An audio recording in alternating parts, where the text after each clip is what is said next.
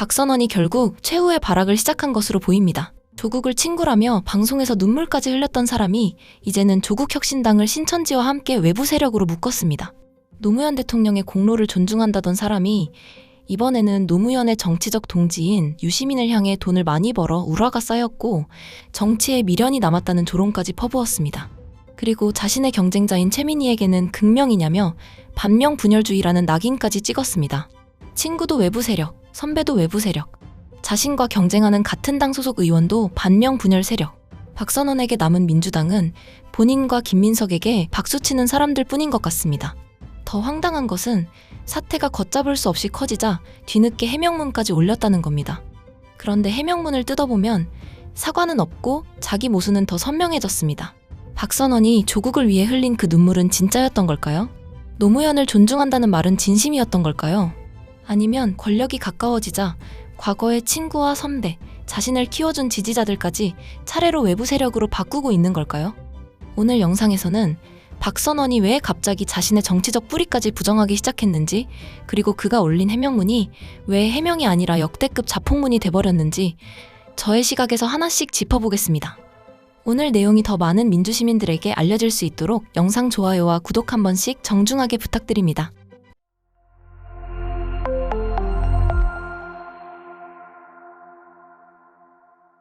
먼저 박선원이 올린 글부터 직접 보겠습니다. 박선원은 최민희 의원을 향해 신천지 관련 수사 보도가 나왔으니 사과하라고 요구했습니다. 그러면서 갑자기 신천지를 비판하지 못하고 유시민을 비판하지 못하고 조국을 옹호하는 것이 반명분열주의라고 주장했습니다. 심지어 신천지와 조국혁신당, 유시민 작가까지 모두 민주당을 흔드는 외부 세력처럼 묶었습니다. 잠깐만요. 신천지와 조국혁신당과 유시민이 어떻게 한 문장에 들어갑니까? 종교 집단과 정당과 작가를 자신에게 불편하다는 이유 하나로 같은 바구니에 집어넣었습니다. 박선원에게 외부 세력이란 당 밖에 있는 세력이 아니라 자기 말에 동의하지 않는 모든 사람을 뜻하는 모양입니다. 이제 박선원의 민주당에 들어가려면 당원 가입뿐 아니라 충성도 검사까지 받아야 할 판입니다. 김민석과 박선원을 지지하면 정상적인 민주당원, 유시민의 비판에 공감하면 반명분열주의, 조국혁신당과 연대해야 한다고 말하면 외부 세력, 신천지 의혹의 근거를 요구하면 신천지 편. 참 편리한 정치입니다. 자신에게 찬성하면 동지이고 질문하면 외부 세력이며 반박하면 대통령을 흔드는 사람이 됩니다. 그런데 이 기준을 박선원 자신의 과거에 대입해보면 정말 기가 막힌 장면이 나옵니다. 박선원은 과거 조국 전 대표와의 인연을 말하며 방송에서 눈물을 흘렸습니다. 친구 조국을 생각하며 감정이 북받친다는 모습을 보였습니다. 조 대표님에 대해서 한마디. 예, 말씀해 주세요. 지난 몇 년 동안 정말 조국 대표, 조국 장관, 또 저 멋진 내 친구 조국에게 죽지만 말고 살자, 이거 이겨내자, 그리고 할 수 있으면 정치해라. 당신이 정치하는 것이 낫겠다. 목에 칼 차고 살아온 이 세월 얼마나 고생했느냐. 목에 칼 차고 세운 세월. 그래도 싸워서 돌파하는 수밖에 없지 않느냐 했었는데 결국 정치를 했죠. 어떤 친구는 조국에게 정치하란 말 하지 말아라, 너무 가혹하지 않느냐, 이런 분도 계셨습니다. 왜냐하면 정치하면 감옥 갈 거다라는 것 때문이었죠. 차라리 정치하지 말고 칼 찬 채로 죽은 듯 있을 거 이런 생각도, 또 내가 괜히 그랬나 생각도 들고 여러 가지 미안하기 하니 끝이 없습니다. 그러나 어제 그렇게 마지막 포효하는 저 모습 얼마나 멋있습니까?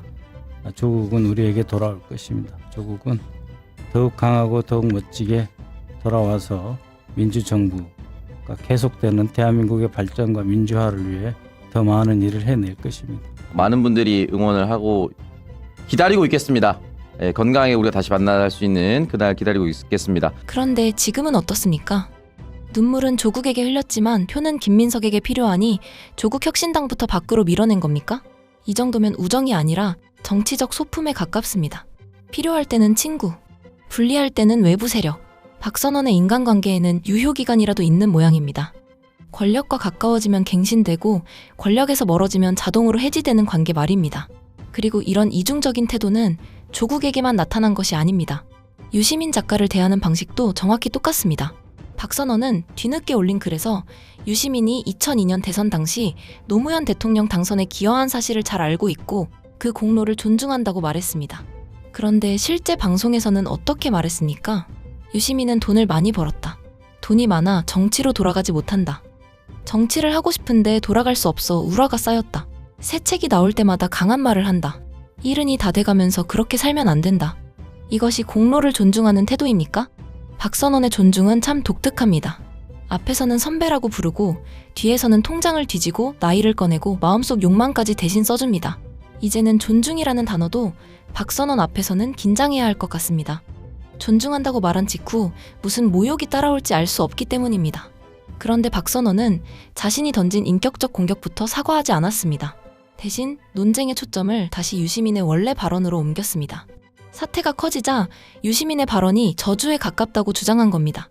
유시민이 이재명 정부의 실패를 필연이라고 단정했다는 것입니다. 하지만 여기서 가장 중요한 것은 그 앞에 붙은 조건입니다. 유시민의 취지는 지금과 같은 방식이 계속된다면 실패할 수밖에 없다는 경고였습니다.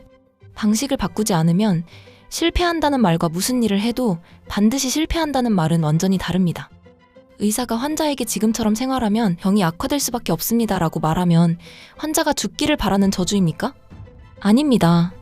살고 싶으면 생활 방식을 바꾸라는 경고입니다. 이대로 가면 실패한다는 말도 같습니다. 실패를 바라겠다는 것이 아니라 실패하고 싶지 않다면 지금의 방향을 바꾸라는 겁니다. 그런데 박선원은 조건은 떼어버리고 실패라는 단어만 남겨 유시민이 대통령을 저주한 것처럼 만들었습니다. 문해력의 문제인지 선거를 위한 의도적인 왜곡인지는 박선원이 설명해야 합니다. 그런데 이 해명문에는 또 하나의 결정적인 자기 모순이 있습니다. 박선원은 유시민에게 대통령의 속마음과 의도를 함부로 추론하지 말라고 훈계했습니다. 아니 박선원 의원님, 유시민의 속마음을 1시간 동안 추론한 사람이 누구였습니까? 유시민은 정치에 미련이 있다. 돈이 많아 돌아가지 못한다. 그래서 우라가 쌓였다. 새 책이 나올 때마다 강한 말을 한다. 이건 모두 박선원 당신 본인이 유시민의 마음속을 추측한 내용입니다. 남에게는 대통령의 속마음을 추측하지 말라고 하면서 본인은 유시민의 마음속에 들어가 방 하나를 얻어 살고 있습니다. 유시민에게는 근거를 요구하면서 자신의 심리소설에는 근거가 필요하지 않았습니다. 대통령의 의도를 추측하면 무책임한 평론이고 유시민의 욕망을 추측하면 정보 분석이라도 되는 겁니까? 유시민에게 작가라서 창작한다고 비웃었지만 이번 사태에서 가장 많은 창작을 한 사람은 박선원 당신 아닙니까? 유시민의 통장, 유시민의 정치적 미련, 유시민의 우라, 유시민의 숨은 의도, 유시민 본인도 모르는 마음을 박선원 혼자 모두 알고 있습니다. 국정원에서 사람 마음을 읽는 새로운 기술이라도 개발한 겁니까? 이 정도면 정치평론이 아니라 박선원 작가의 장편 심리소설입니다. 제목은 아마 이 정도가 적당할 것 같습니다. 유시민의 마음을 읽는 남자. 웃기지만 이 문제는 조롱으로만 끝낼 수 있는 일이 아닙니다. 왜냐하면 박선원은 자신의 상상과 해석을 개인적 비판에 그치지 않고 민주당 내부의 적과 외부 세력을 가르는 기준으로 사용하고 있기 때문입니다. 박선원은 최민희 의원과 유시민, 조국혁신당을 공격하며 이들을 반명 분열주의와 외부 세력으로 규정했습니다. 자신의 발언에 근거를 요구한 사람에게 근거를 대는 대신 신분부터 의심한 겁니다. 대답할 수 없는 사람은 질문자를 적으로 만듭니다. 이 문장 하나로 박선원의 현재 정치가 설명됩니다. 신천지 의혹에 직접적인 근거를 요구하면 신천지를 비판하지 못하는 사람, 유시민의 발언을 왜곡하지 말라고 하면 대통령을 흔드는 사람, 조국혁신당과의 연대를 말하면 민주당에 침투한 외부 세력. 그렇다면 민주당 내부에는 누가 남습니까? 김민석을 지지하는 사람, 박선원에게 박수치는 사람, 그리고 대통령을 향해 무조건 잘하고 있다고 말하는 사람뿐입니다. 박선원은 민주당을 지키는 것이 아닙니다. 자신이 편안하게 차지할 수 있을 만큼 민주당을 줄이고 있습니다. 유시민을 밖으로 밀어내고 조국혁신당을 밖으로 밀어내고 최민희를 반명으로 몰고 정청래를 분열주의자로 공격하고 그들을 지지하는 당원들까지 의심하기 시작했습니다. 외부 세력의 침투를 막는 것이 아니라 자신에게 불편한 사람을 계속 외부 세력으로 재분류하고 있는 겁니다. 그러다 보면 마지막에 남는 내부 세력은 김민석과 박선원 두 사람뿐일지도 모르겠습니다. 그런데 박선원이 사람들을 계속 밖으로 밀어낼 수 있다고 생각한다면 아주 중요한 사실 하나를 착각하고 있는 겁니다. 박선원의 정치적 인지도와 지지는 어느 날 하늘에서 본인에게 떨어진 것이 아닙니다. 계엄 국면에서 보여준 대응, 문재인 정부에서의 경력, 민주진영 방송과 유튜브의 노출, 그리고 민주개혁 진영 지지자들의 신뢰가 차곡차곡 쌓여 만들어진 정치적 자산입니다. 많은 사람은 박선원 개인에게 충성을 맹세한 것이 아닙니다. 박선원이 민주주의와 민주개혁 진영의 가치를 대변한다고 믿었기 때문에 그를 응원한 겁니다. 그런데 인지도가 올라가자 자신을 여기까지 데려온 정치적 뿌리를 공격하기 시작했습니다. 조국을 응원했던 시민들, 유시민을 신뢰했던 시민들, 문재인 정부를 지지했던 시민들, 김어준 방송을 통해 박선원을 알게 된 시민들, 이 사람들의 어깨를 밟고 올라간 뒤 정상에 가까워지자 그들을 외부 세력이라고 부르고 있습니다. 하지만 인지도는 박선원의 사유재산이 아닙니다. 시민들이 잠시 맡겨놓은 정치적 신용입니다. 신용은 쌓는데 오래 걸리지만 잃는 데는 며칠도 걸리지 않습니다. 계엄 때 잘했으니 앞으로 어떤 말을 해도 봐줘야 한다? 민주주의에 그런 평생 까방권은 없습니다. 과거의 공은 과거의 공이고 오늘의 잘못은 오늘의 잘못입니다. 박선원 본인도 유시민에게 과거 공로와 현재 발언은 별개라고 주장하지 않았습니까? 그렇다면 당원들도 똑같이 말할 수 있습니다. 박선원이 계엄 국면에서 한 역할은 높이 평가합니다. 하지만 지금의 분열 정치와 인격 공격은 용납할 수 없습니다. 유시민의 과거 공로가 현재 발언의 면죄부가 아니라면 박선원의 계엄 대응 역시 현재의 폭주를 덮어주는 면죄부가 될 수 없습니다. 정치인은 자신을 지지했던 사람들에게 영원히 지지할 의무가 있다고 착각해서는 안 됩니다. 시민은 정치인을 소유하지 않지만 정치인 역시 시민의 지지를 소유할 수 없습니다. 잘하면 지지하고 잘못하면 비판하며 선을 넘으면 지지를 거두는 것이 민주주의입니다.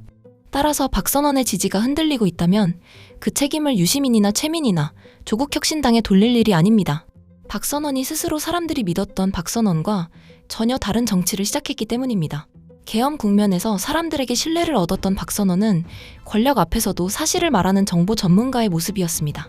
하지만 지금의 박선원은 권력에 불편한 말을 하는 사람을 공격하고 근거를 요구하는 사람을 반명으로 몰며 자신의 충성도를 증명하기 위해 과거의 친구와 선배까지 밖으로 밀어냅니다.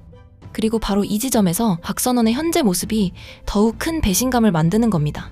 사람이 위기에서 본색을 드러낸다고 하지만 정치인은 때로 성공한 뒤에 본색을 드러냅니다. 위기 속에서는 시민의 힘이 필요하기 때문에 겸손합니다.